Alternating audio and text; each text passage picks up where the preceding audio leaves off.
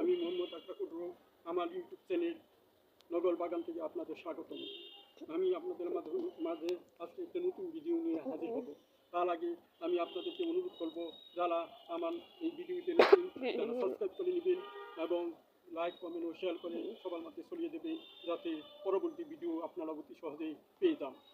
আজকে আমি দেখাবো কিভাবে গ্রাফটিং পদ্ধতিতে একটি আম গাছে বেশ কয়েক প্রকার আমের আপনার ফলন পেতে পারেন।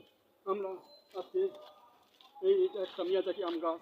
আমরা চাচ্ছি এর মধ্যে আরও কয়েক প্রকার আমের উৎপাদন করতে, যেমন বারোমাসি আম এবং এবং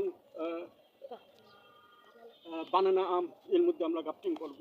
তো গ্রাফটিং করার জন্য আমাদেরকে প্রথমে নিতে হবে এইরকম একটি চাকু, ধারালো চাকু নিতে হবে, গ্রাফটিং পেপার, ধারালো চাকু এবং গ্রাফটিং পেপার। এবং আমাদের সবচেয়ে যে বিষয়টা লক্ষণীয় সেটা হচ্ছে আমাদের সায়ন নির্বাচন করা। দেখতে পাচ্ছেন এই সায়নের মাথায় মুকুট আছে, এরকম মুকুট সহ আমাদেরকে সায়ন নির্বাচন করতে হবে। তো আমরা সায়ন নির্বাচন করলাম। এরপরে আমাদেরকে মূল গাছের আমাদের এইভাবে করতে হবে, সায়নটা লাগানোর জন্য আমাদের জায়গা বের করতে হবে। এই জন্য আমরা এটাকে এইভাবে শেষে নিব, বের করে নিব। তারপরে আমরা এই সায়নটাকে 2-3 ইঞ্চি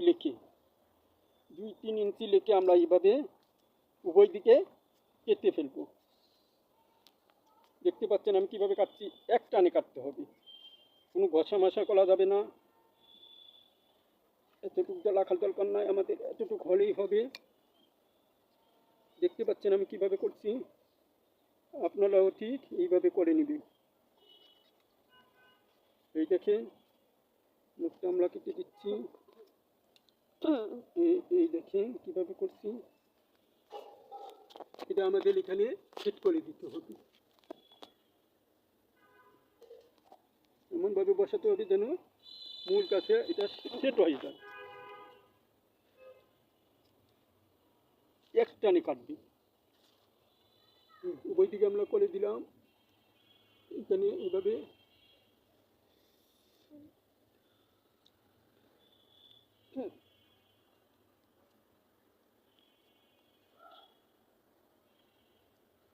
এই দেখেন আমরা কিভাবে একটি সেট করে দিলাম। ঠিক তদ্রূপভাবে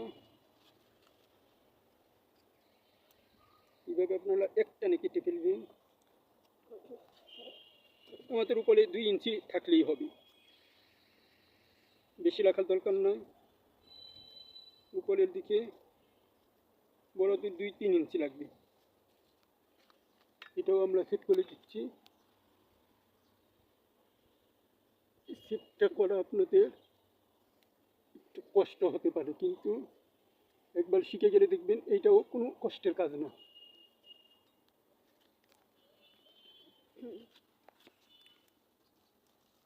এই দেখে সেট করে নিলাম। তো আমরা এখানে 3 জাত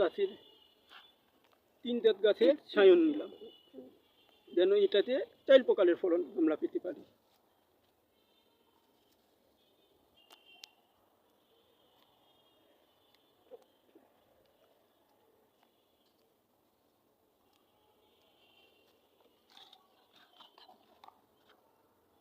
একটু উপর নিচ করে করবেন, তাহলে আলু বাতাস পেতে ওদের কোনো সমস্যা হবে না।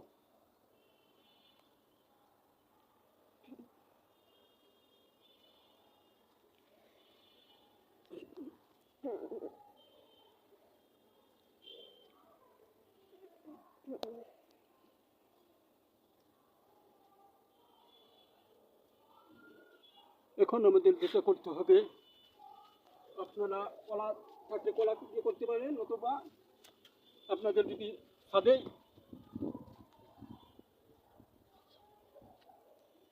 এই গাছটা থেকে থাকে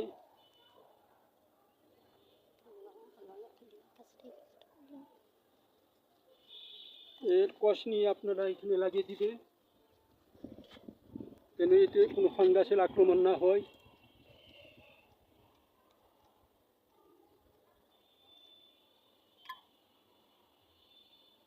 এটা কিন্তু ফাঙ্গাসের জন্য ফাঙ্গাসের আক্রমণ থেকে রক্ষার জন্য অতি গুরুত্বপূর্ণ একটা উপাদান।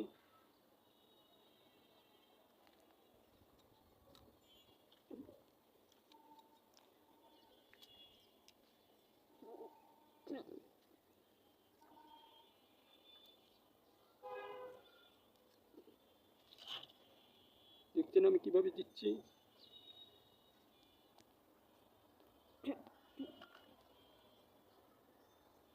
আপনারা ইচ্ছা করলে কাঁচা কাঁচা কলা দিয়েও এই কাজটি সেরে ফেলতে পারেন।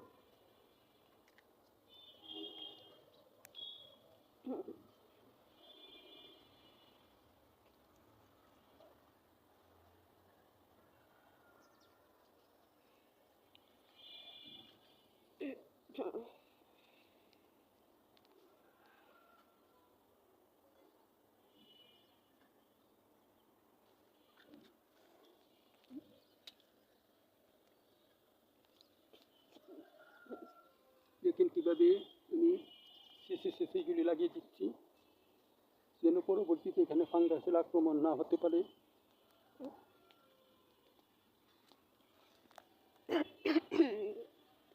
আপনি ডালগুলোতেও এইভাবে লাগিয়ে দিবেন।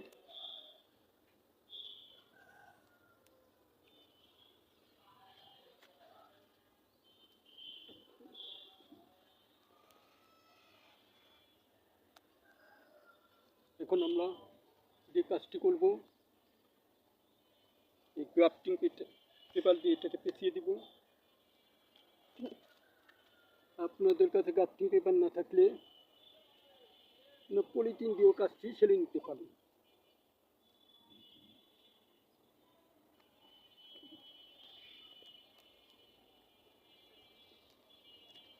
দেখছেন আমি কীভাবে এটাকে করে দিচ্ছি,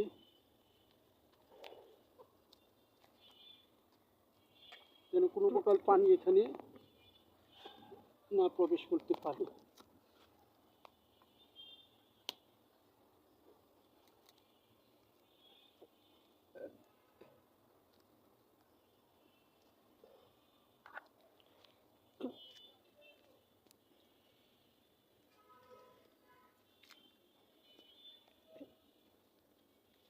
এখন আমাদের একটু কাজ করতে হবে, একটা পলিথিন আনতে হবে।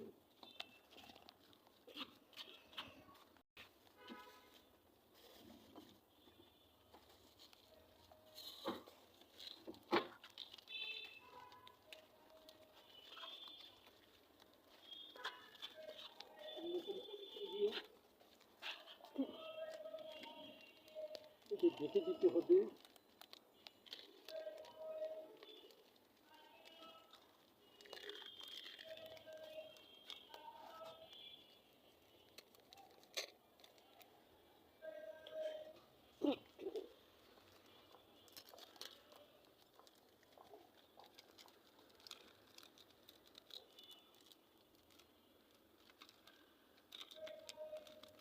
এইভাবে আপনার পলিথিন দিয়ে আমরা এই সাইনটাকে বেঁধে দিব। এই সাইনটাকে এভাবে বাঁধার উদ্দেশ্য হলো বাইরে থেকে যেন পানি ভিতরে না ঢুকতে পারে। পানি ঢুকলে আপনার সাইনটি নষ্ট হয়ে যাবে।